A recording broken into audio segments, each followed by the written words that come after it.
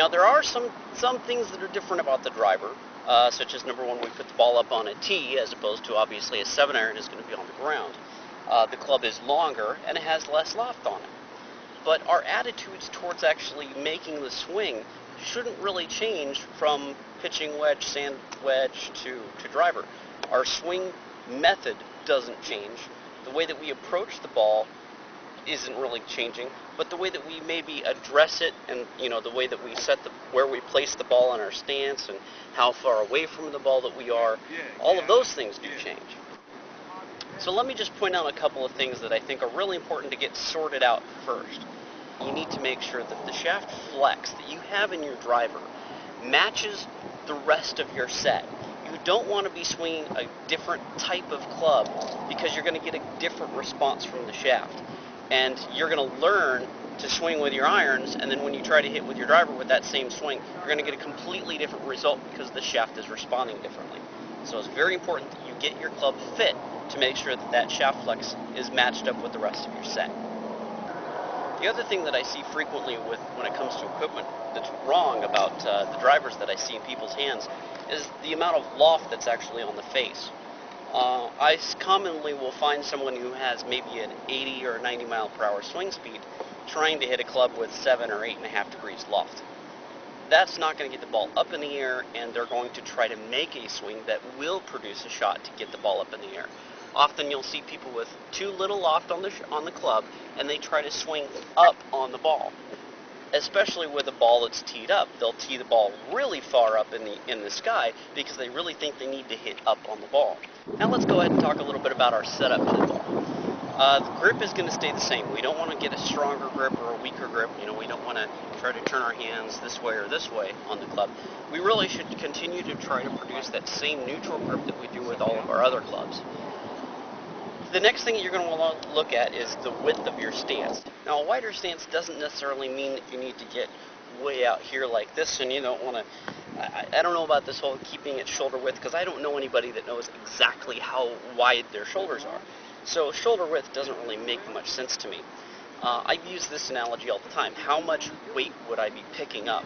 If I have a couch that I'm going to go over here and lift, I'm going to need to brace myself to get it. I'm going to get my legs fairly far apart if I'm figuring about 100 to 110 pounds that I'm going to be lifting up off the ground. I'm going to get some distance between my legs. So I usually go off of a weight system, thinking that I'm about ready to pick up a couch that weighs about 100 pounds on my end. The next component about hitting the driver that we're going to look at is ball position. And for me, I'd say that you really need to make sure that you understand where the low point in your golf swing is. And the low point in your golf swing is always going to basically center around where this left shoulder is at the time that the club reaches the ball, okay? Or it's basically where does its full extension meet when the club, head, and the shoulder are all in line. That's going to determine where the lowest point is. And this is going to happen at the point of impact, which is going to have your body slightly rotated, okay? And you're going to have that full extension. Well, so if I just imagine for a moment here that I'm going to throw this ball with my right hand, okay? But I'm going to continue to look at where the ball is after I've thrown it.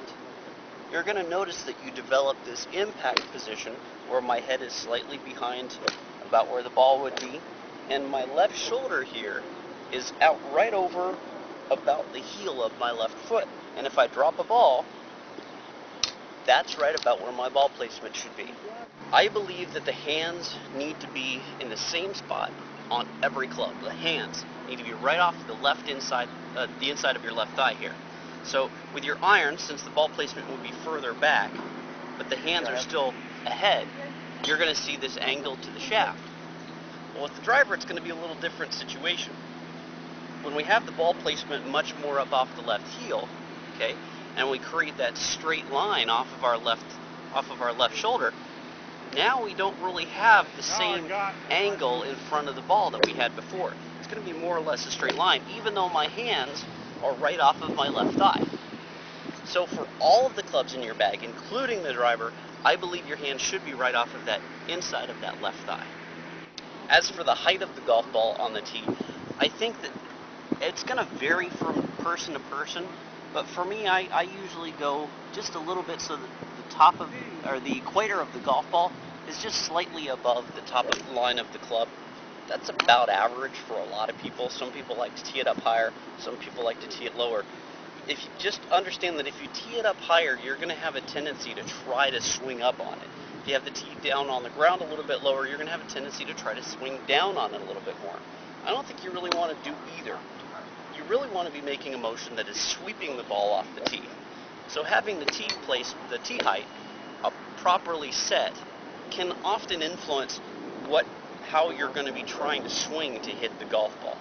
And then the last thing that we're going to look at before we actually start swinging is going to be what we all refer to as axis tilt. And for the driver, this is especially important. You have the proper amount of tilt in your setup.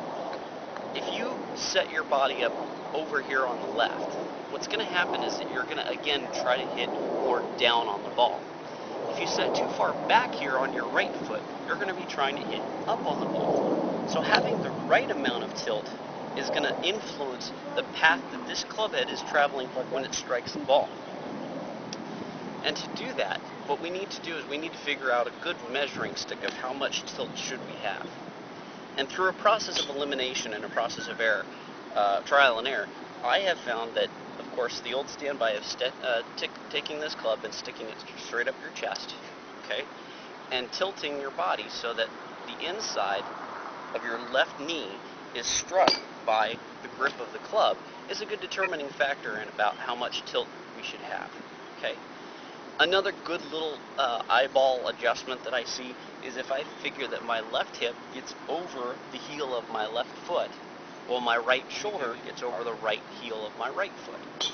And that basically sets me up every time in the proper position without having to go through this whole, up my sternum and try to tilt it back like this. So let's go ahead and prepare to hit this golf ball.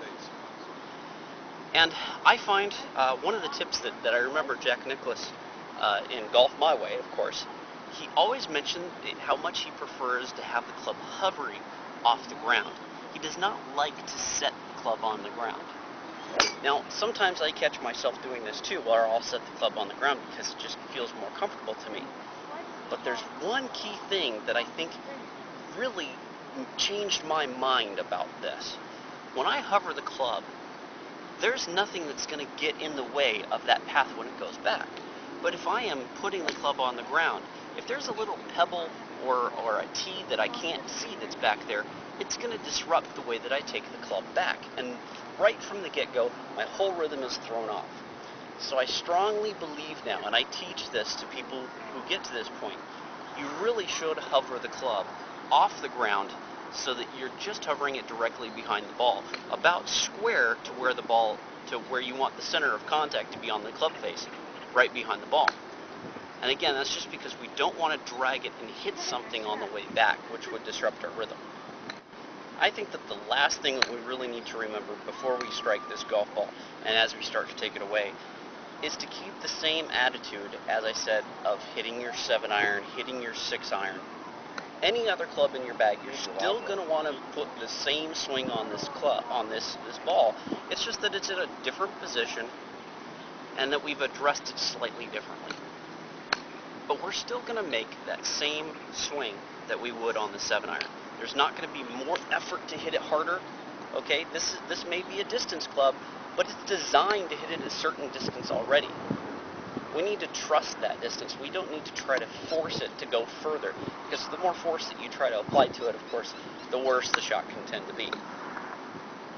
So I'm going to set up to this golf ball. Ball placement slightly off my left foot. Good deal amount of axis tilt. Cover the club. Swing like a 7-iron.